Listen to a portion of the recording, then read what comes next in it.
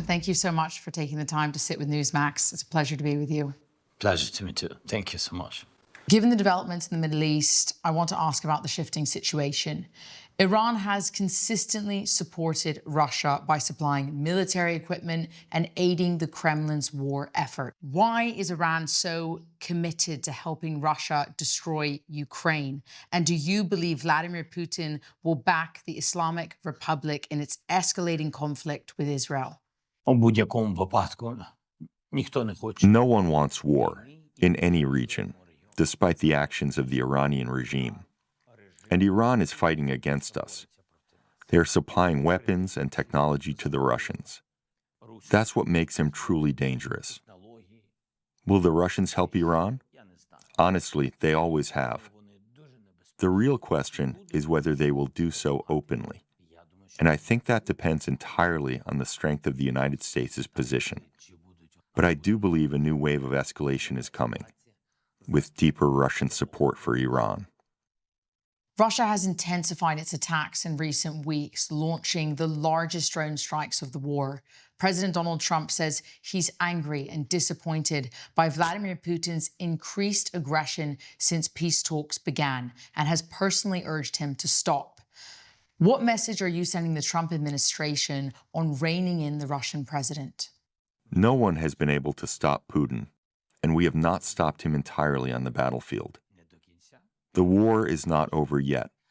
When it comes to diplomatic influence, no one has succeeded in restraining Putin so far.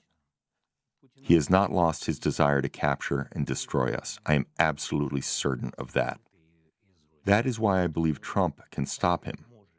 For that to happen, Putin must face financial losses.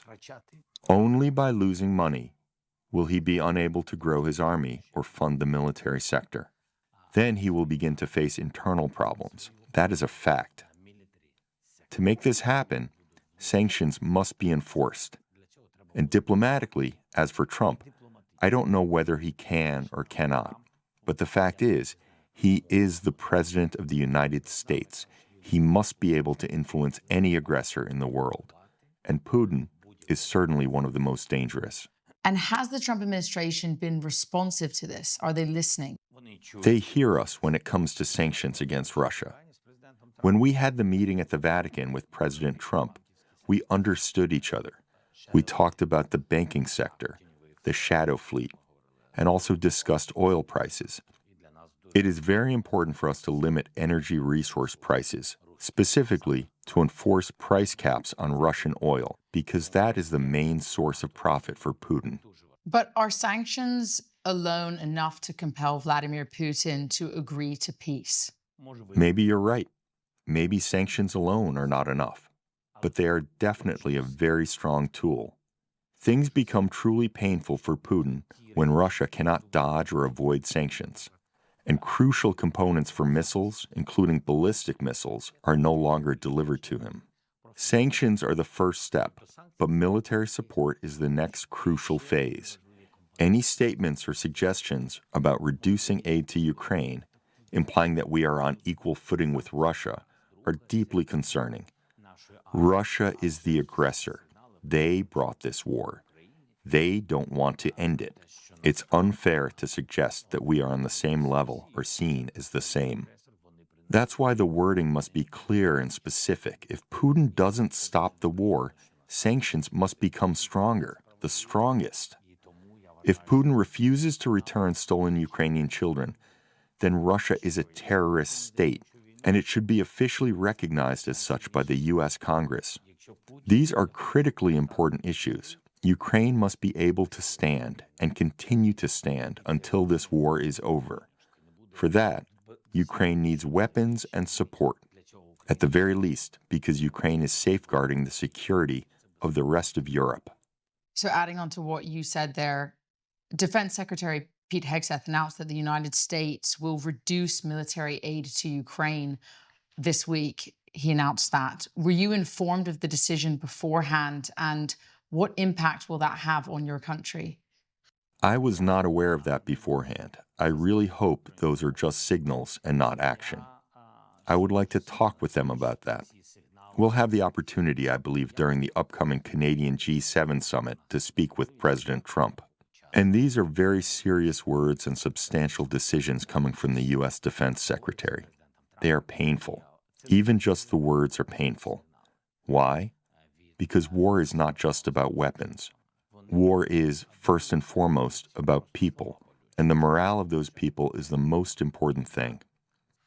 That's why these words from the U.S. Defense Secretary can be more painful than bullets, because they strike at the morale of Ukraine. Because if Ukrainians hear that they are being left on their own, fighting this military monster, the Russians, Ukraine will feel abandoned. That idea that we may be left to face this alone is deeply painful. It's not encouraging. It doesn't support our people, our children, our soldiers, everyone. That's why we will have this discussion with President Trump.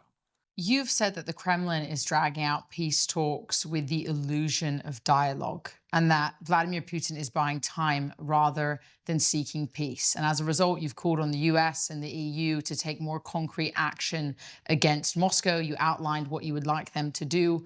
But then do you believe that there is any potential for a breakthrough in these talks with Russia? Without the United States, it would be very hard to stop Putin. And if the United States is not involved in these talks, or even worse, if it limits aid to Ukraine, then Ukraine will be in a very weak position diplomatically with the Russians. Secondly, Putin definitely does not want to end the war. Even if some don't believe me, let's imagine for a moment that this is true. Suppose Putin doesn't want to end the war, but feels compelled to show President Trump some positive developments to prevent Trump from introducing new sanctions against Russia. Without sanctions, Putin faces no real limits or restrictions. But if Trump imposes sanctions, Putin will certainly be constrained, especially economically. Yes, they might not have an immediate effect in the first few months, but over time, they will work. Absolutely, they will. Right now, Putin tries to show everyone that he is open to a constructive, diplomatic, political solution, that he is for de-escalation. But that's not true. It's simply not true. You can only believe that if you choose to turn a blind eye. If you open your eyes, if you open your ears and look at Putin honestly, as someone who started this war and has no intention of stopping, you'll understand. Yes, we need a ceasefire, but in addition, we need strong sanctions against Russia and a very specific plan for how this war will end. A clear plan to provide security guarantees for Ukraine that would prevent any repetition of aggression by Russia.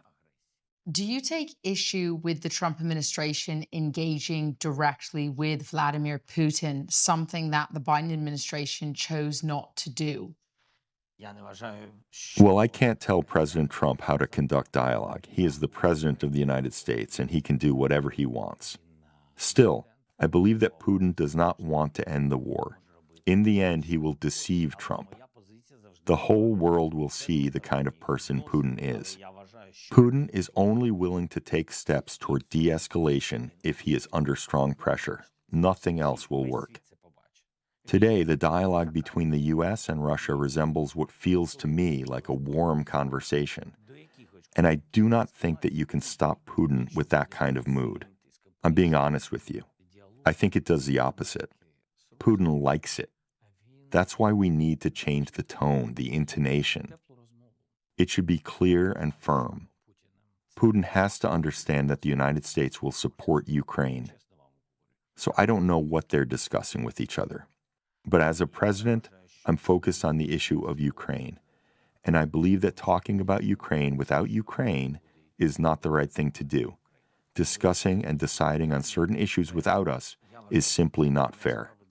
Russia has outlined its terms to end the war in a so-called peace memorandum. This has widely been seen as having maximalist demands. But critics still ask you, Mr. President, why not accept Russia's conditions? And if you won't, what concessions are you willing to make in the pursuit of peace?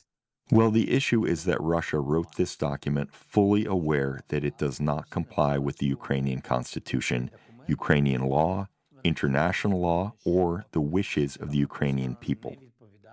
This is war. We're not just talking about our wishes, but about justice. The Russian document doesn't meet any of these criteria. The main point is that Russia wrote it knowing we would not agree. They wanted us to disagree. That's important to understand. What would the approach of someone truly committed to ending the war look like? Such a person would recognize key principles and understand where compromises are possible. Yes, the compromise would be painful for everyone, but it would still represent a genuine middle ground. But what did the Russians do? They issued an ultimatum basically the same as they had presented to us in 2022 when their forces were near Kyiv, aiming to annihilate Ukraine's statehood. This document is just a copy of that ultimatum. It's designed so that Ukraine could never comply with it. They are the aggressor. Russia came to us. That's why the ultimatum should be directed at Putin by the whole world and say, if you don't end the war, these consequences for Russia will follow. And if you, Russia, refuse to pay reparations and support Ukraine's recovery, there will be consequences as well. This is not happening yet. That's why we need to see real concessions and compromises at the negotiation table with the aggressors. And we are ready for that because we want an end to the war. President Trump took on a very difficult task and said he would stop the war. The first step is a ceasefire. I have never opposed any of his proposals. So the United States should not, and no one should, blame Ukraine. We have always shown readiness for anything for the sake of peace, except for ultimatums. We are not ready to accept ultimatums. That is why I really want President Trump to understand, no matter how much Putin smiles or what promises he makes, he sees us as prey. He is hunting us. That is the essence of this war, and if you don't take away the teeth of the predator, he will never stop pursuing his goals. Definitely not. Він не закінчить своє бажання. Точно. Thank you for your time, President Zelenskyy, and good luck, sir. Thanks so much.